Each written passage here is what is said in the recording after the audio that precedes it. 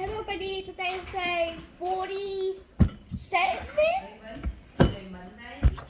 and today is Monday. My name is Tian. This is my older brother Chung. If you haven't read with us so far, Today Monday, what day of Monday today?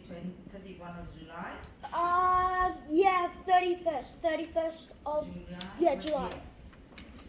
What's here? 2001. 2000. I mean, 2023. yeah, So you 2000. say again, hold that lot. Today 20. No, today is the 47th day of reading books into my life. My name is Tian. This is my older brother Chung. Today Monday. Yeah, today is Monday, on the 31st of July 2023. Right. It's time. I'm eating. We have dinner quite late. We have busy day week. Are they all busy day yet? I didn't see it at the time, but he was building strength among people the other candidates couldn't reach. People upset with federal activism in the other candidate. Activism in civil rights. Scared by the Watts riots and other racial disturbances. Convinced that the war on poverty was socialist welfare for blacks. And frustrated with their own economic conditions. You would like mommy job to use some kiwi or no?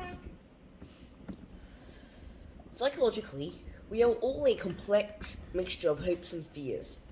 Each day we wake up with the scales tipping a bit one way or another. If they go too far towards hopefulness, we can become naive and unrealistic. If the scale tilt too far to the other way, we can get consumed by paranoia and hatred. In the South, the dark side of the scales has always been a bigger problem. In 1966, Jim Johnson was the man to tip them in that direction. The best candidate with a good shot at winning was another Supreme Court Justice and the former Attorney General, Frank Holt. He had the support of most of the courthouse crowd and the big financial interests, but he was more progressive on race than foulness, and completely honest and decent. Frank Holt was admired by just about everybody who knew him, except for those who thought he was too easygoing to make any real change. Had wanted to be governor all his life, and also wanted to redeem his family legacy. His brother, Jack, who was more of an old-fashioned Southern populist, had lost a hot Senate race to our conservative senior senator, John McClellan, a few years before.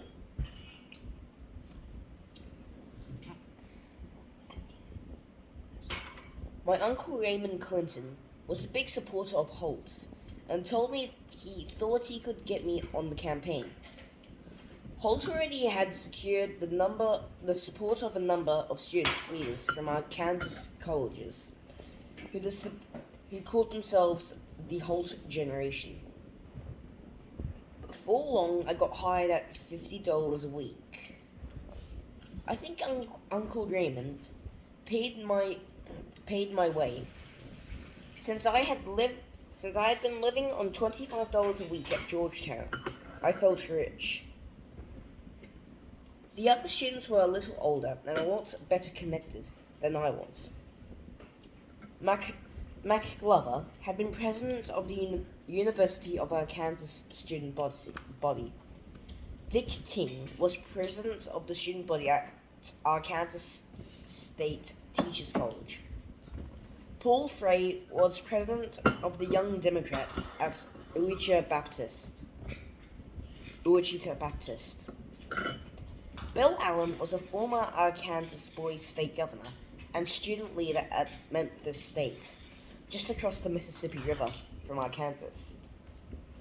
Leslie Smith was a beautiful, smart girl from a powerful political family who had been Arkansas Junior Miss. At the start of the campaign, I was definitely a second stringer in the Holt generation. My assignments included nailing Holt for Governor signs on trees, trying to get people to put his bumper stickers on their cars, and handing out his brochures at rallies around the state. One of the most important rallies, then and later when I became a candidate, was the Mount Nebo Chicken Fry. Mount Nebo is a beautiful spot overlooking the Arkansas River in Yale County, in western Arkansas, where the Clintons originally settled. People would show up for the food, the music, and a long stream of speeches by candidates, beginning of those running for local office and ending of those running for governor. Not long after I got there and began working with the crowd, our opponents started to arrive. Judge Holt was running late. When his opponents began speaking, he wasn't there. I was getting worried. This was not an event to miss. I went to a payphone and somehow tracked him down, which was a lot harder before cell phones. He said that he just couldn't get there before the speeches were over, and that I should speak for him. I was surprised and asked if he was sure. He said I knew what he stood for, and I should just tell the people that. When I told the event organizers Judge Holt couldn't make it and asked if I could speak in his place, I was scared to death. It was much worse than speaking for myself. After I finished, the people gave me a polite reception. I don't remember what I said, but it must have been okay, because after that, along with my sign and bumper sticker duties, I was asked to stand in for Judge Holt at a few smaller rallies he couldn't attend. There were so many, no candidate could make them all. Arkansas had 75 counties, and several counties held more than one rally. After a few weeks, the campaign decided that the judge's wife, Mary and his daughters,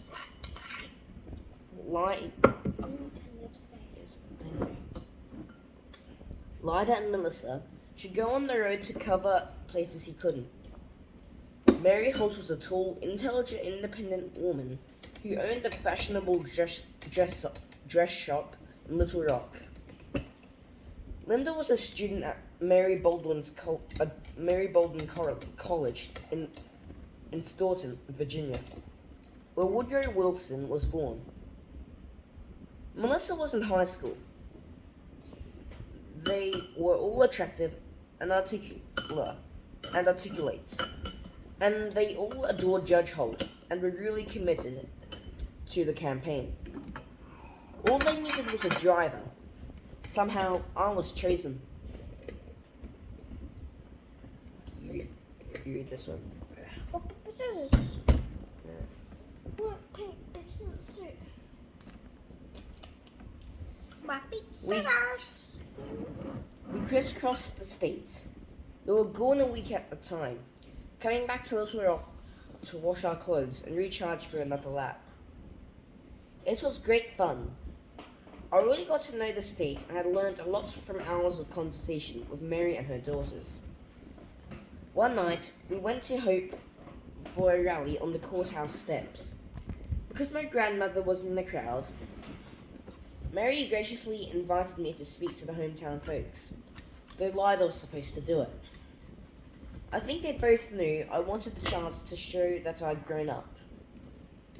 The crowd gave me a good listen, and I even got a nice write-up in the local paper, the Hope Star, which tickled Daddy, because when he had the Buick dealership in Hope,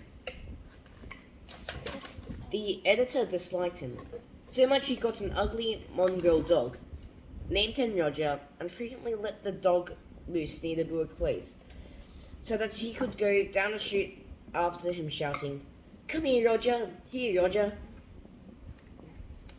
That's gonna be all for today. We hope you have a good night. And we'll see you tomorrow. Bye bye.